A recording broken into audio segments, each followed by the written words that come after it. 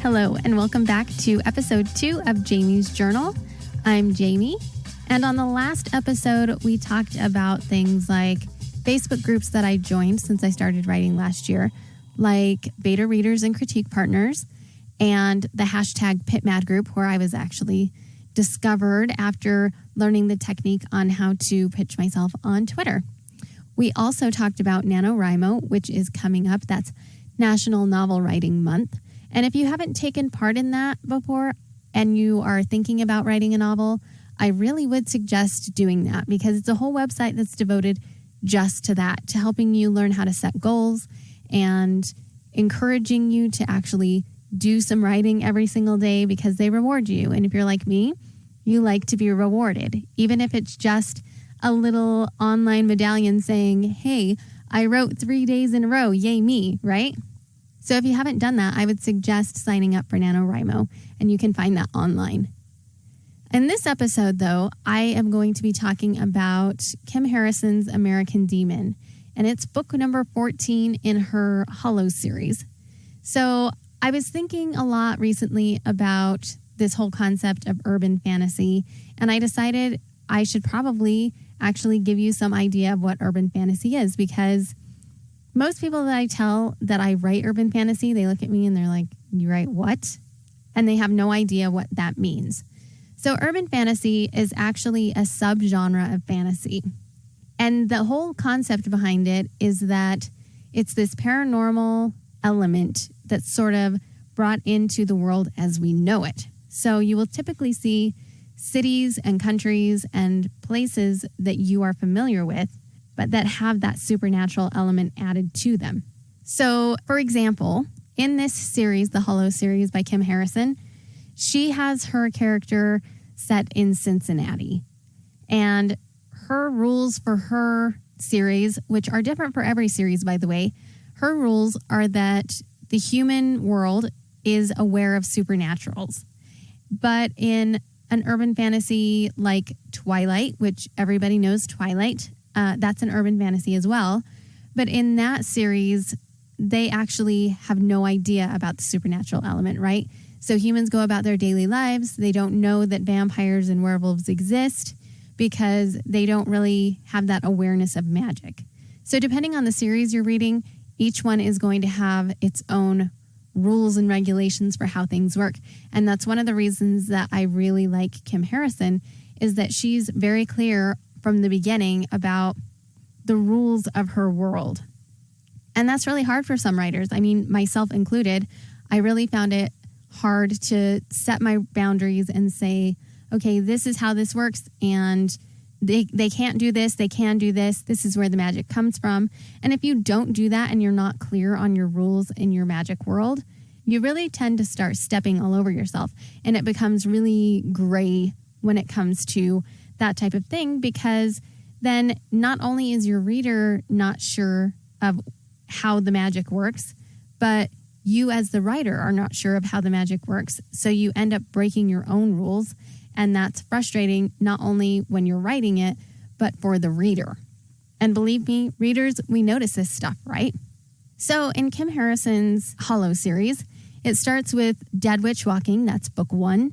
And we see that there is this genetically modified strain of tomato that actually wipes out a giant part of the population, but only the human population. So now there's this imbalance where before they didn't know about the supernatural element, but now all of these ones that are surviving are supernatural. So the supernatural community is part of the majority. And we see Rachel Morgan, who is the main character of this series.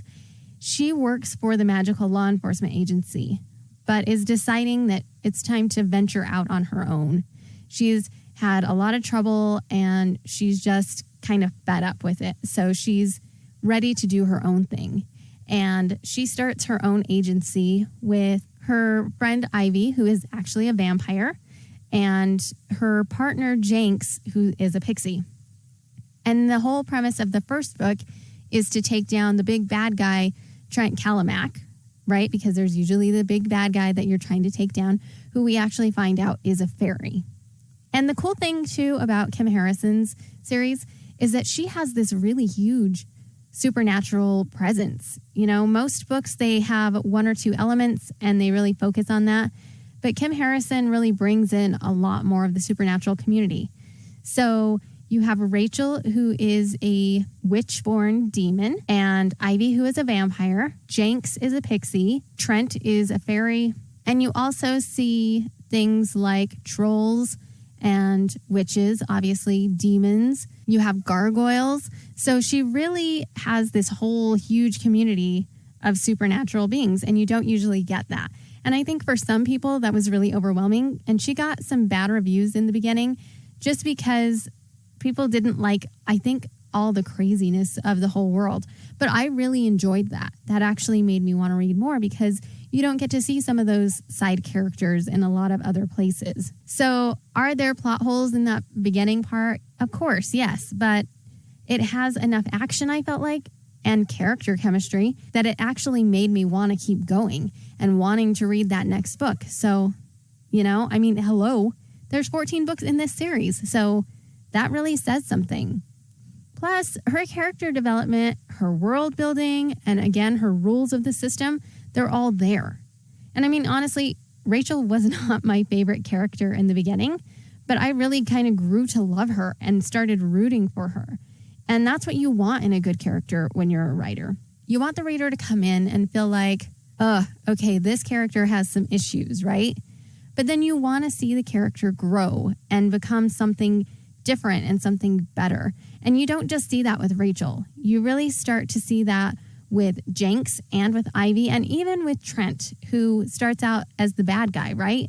Because she gives you enough of that backstory for each of the characters that you really connect with them and you sympathize with them on some level.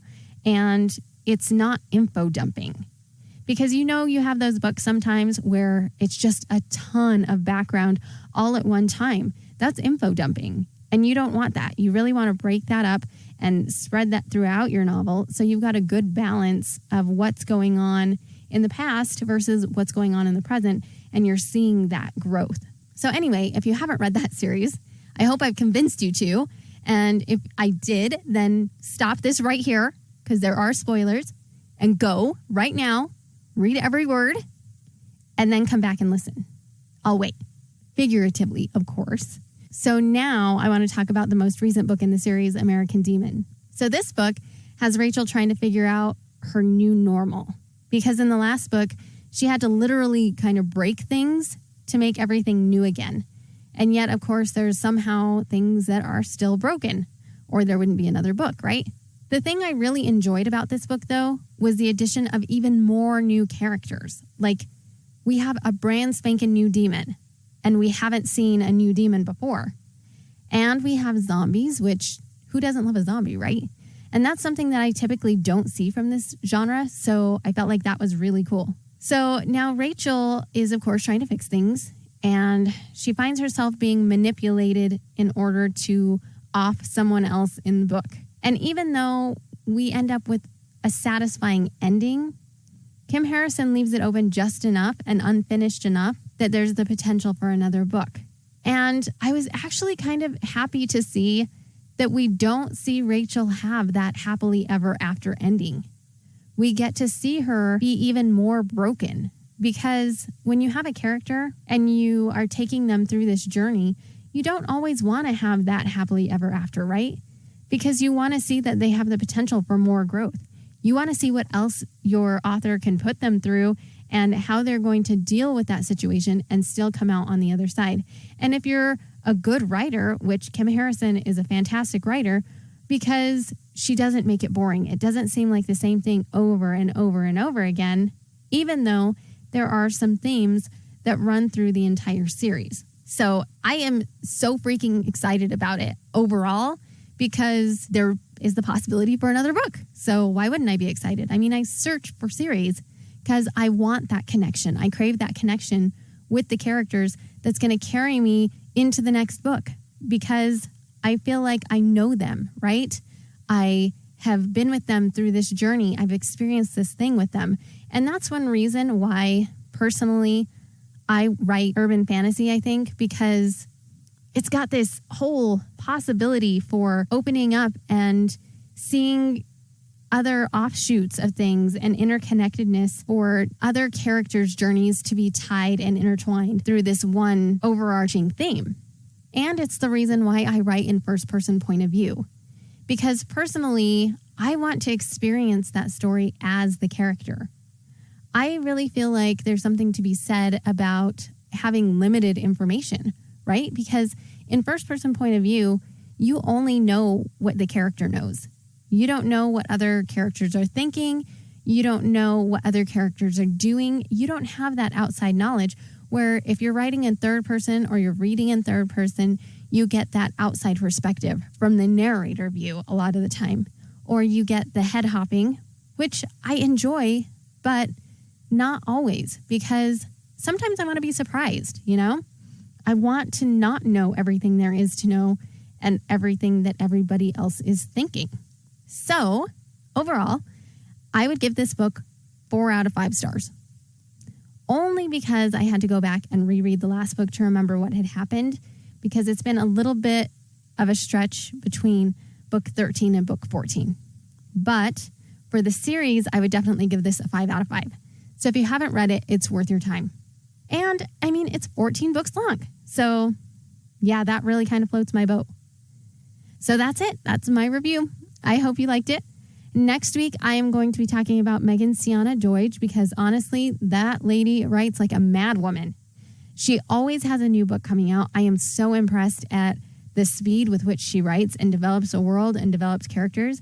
And that's another reason that I write urban fantasy, because I started out with her Dowser series, which is what I'm going to review next week. And that starts with Cupcakes, Trinkets, and Other Deadly Magic. That's book number 1. But it's an older series. So she actually has a new series that she's working on right now. I believe it's called the Amplifier series. And it's book 2 that she's releasing soon. I believe it's called Bonds and Broken Dreams. So I'm looking forward to that too.